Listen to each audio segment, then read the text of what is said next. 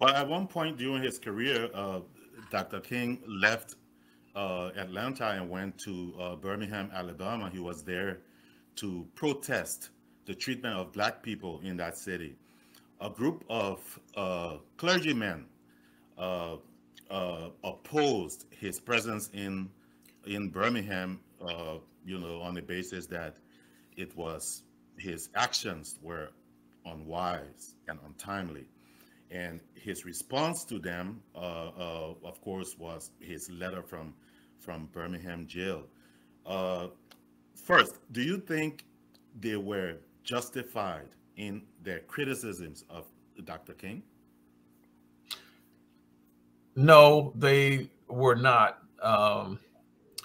And the clergy who wrote those letters, and okay, to answer your basic question, no, they were not justified because Dr. King was there to lift up those individuals had been downtrodden, the poor, the downtrodden, those who were being beaten by by water holes, those who were had dogs sicked on them.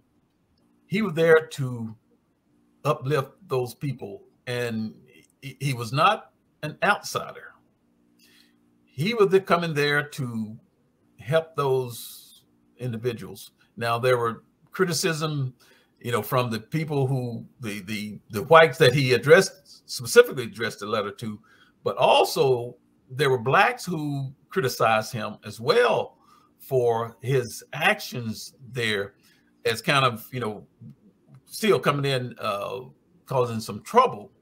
But again, the overwhelming majority of the people were there to, that were there to support him, especially the young folks who there were the students in the school, high school, that skipped school and, didn't tell their parents that they were going to protest and end up getting arrested and thrown in jail. And then, there were those who prepared for that because they brought their little knapsack, little toothbrush, toothpaste, and a little snack because they knew they were not going to get anything when they were arrested. So, they came prepared, to be arrested. And again, that's what had an impact on the civil rights movement and an impact on what Bull Connor was doing to those innocent individuals, children that were. Would you like our audience know who Bull Connor was? Bull Connor at that time was the chief of police of the in Birmingham there, and he was the one that caused the dogs. And again, back then, if you're the chief of police or sheriff in a city, a sheriff in a county or chief of police, your word was, it was final. And so when he said, turn the dogs loose on them, the police officer, which, they were all white, had no problem doing that. And so Bull Connor, he was a mean person, to put it that light. He was mean and prejudiced and racist police law enforcement officer, Okay, but in his response in his letter from Birmingham Jail, well, in my opinion, just his very well after the opening, after his greeting to those he was responding to the clergyman, the very first thing he said was, "I am in Birmingham because injustice is here." For me, if he hadn't said anything else after that, that would have been enough. To me, that was argument enough. A good argument enough for him to be there. right. So, but of course, he went on, at length, talking about, the different things, just laws and unjust laws, and how people have the moral right to disobey unjust laws and things like that. But in any event, in that same letter, he expressed disappointment uh, in those he referred to as the white moderate. What did you think he meant by that? Well, let me go back to address one thing.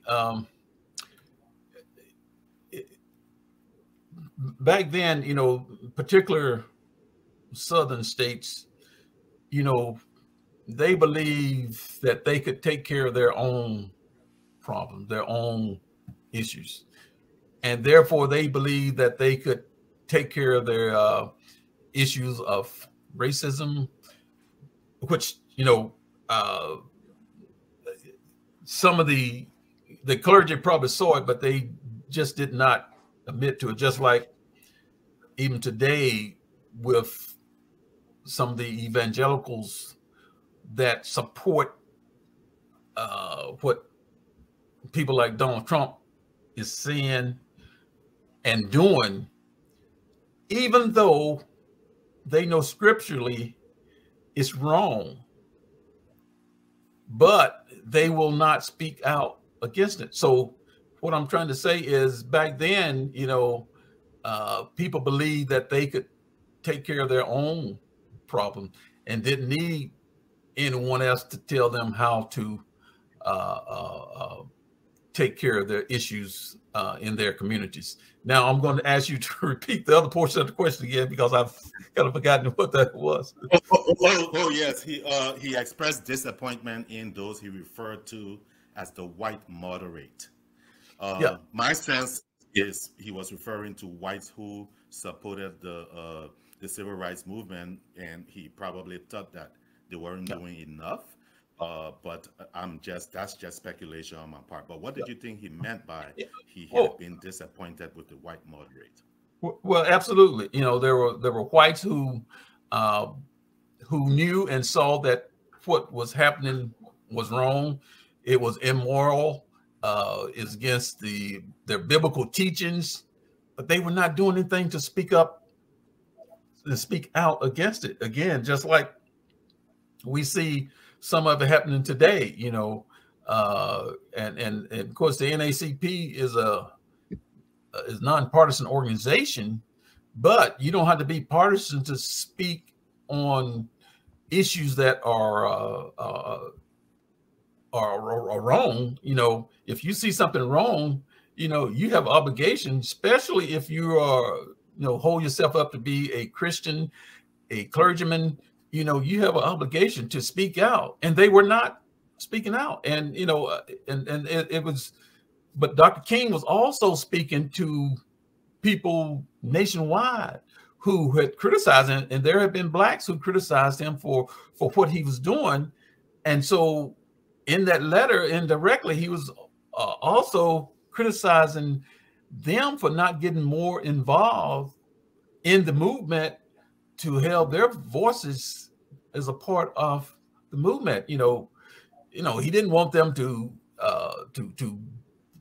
necessarily be down there every time he was, but he wanted them as clergy to speak out against the wrongdoing that was being perpetrated on their own people in their own churches and and communities. And so Dr. King was really trying to show them that, from a biblical perspective, you have an obligation, but also from a moral perspective, because you knew that it was wrong. And if you don't speak out, then you're not living up to your moral obligation as a person, as a human being. And those were things that I think he was trying to get over to the clergy. And again, secondarily, and probably equally important, was the black clergy that was speaking out, criticizing him, as well as the people in general. Yeah, and I told you that I read the letter from Birmingham Jail a long time ago, and I've always assumed that the clergymen, because of course he didn't specify, what their race were, I always assumed they were white. And